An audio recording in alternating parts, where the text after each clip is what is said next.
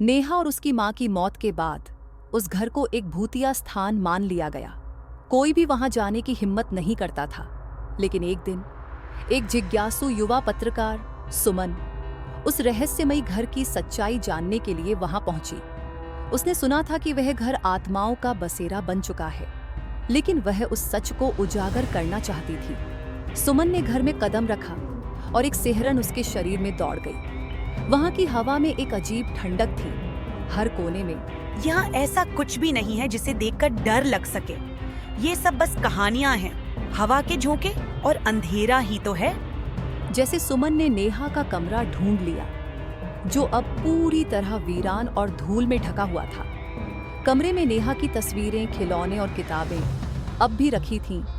जैसे ही सुमन ने एक पुरानी गुड़िया उठाई, अचानक कमरे में हलचल होने लगी। खिड़कियां जोर जोर से बजने लगी और दरवाजा अपने आप बंद हो गया। सुमन के सामने अचानक से नेहा की आत्मा प्रकट हुई। वही मासूम चेहरा, लेकिन अब उसमें एक गहरी नफरत थी। सुमन को समझ में आ गया कि वह अब एक भयानक मुसीबत में फंस चुकी थी। तुम यहाँ क्यों आई हो? क्या तुम भी मेरी तरह मरना चाहती हो?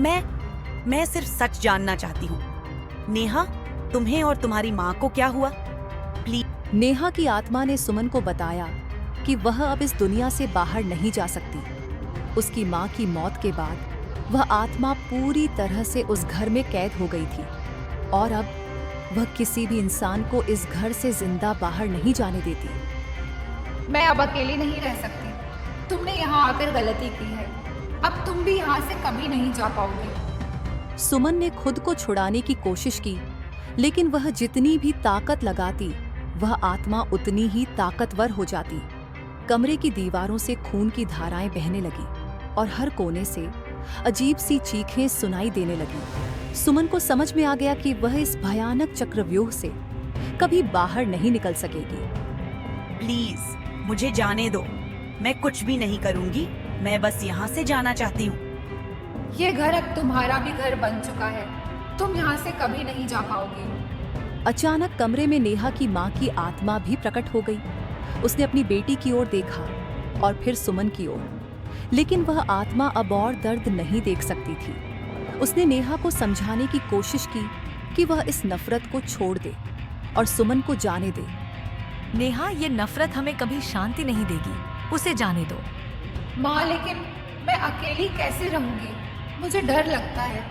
तुम्हारे साथ मैं हूँ नेहा, हमें इस जगह से मुक्त होना होगा। नेहा की माँ की आत्मा ने सुमन को बचाने का फैसला किया। उसने अपनी पूरी शक्ति लगाकर नेहा की आत्मा को शांत किया और उसे इस बंधन से मुक्त कर दिया। जैसे ही नेहा और उसकी माँ की आत्मा ने इस दुनिया को छोड़ दिया, सुमन बेहोश हो गई। जब सुमन को होश आया तो वह उस घर के बाहर पड़ी हुई थी, लेकिन वह जानती थी कि उसने जो देखा और महसूस किया वह सिर्फ एक सपना नहीं था। वह घर अब वीरान हो चुका था और नेहा की कहानी वहीं खत्म हो गई। लेकिन सुमन के दिल में उस भयावह रात की यादें हमेशा के लिए रह गई। सुमन ने उस कस्बे को छोड़ दिया और कभी वापस नहीं आई, लेकिन उस घर की कहानी, नेहा और उसकी माँ की आत्माओं की पीड़ा हमेशा उस घर की दीवारों में बसी रहेगी। क्या आप जानना चाहते हो आगे की कहानी में क्या हुआ? तो अभी हमारे चैनल को सब्सक्राइब करें। मिलते हैं अगले वीडियो में। तब तक के लिए हमारे साथ बने रहे।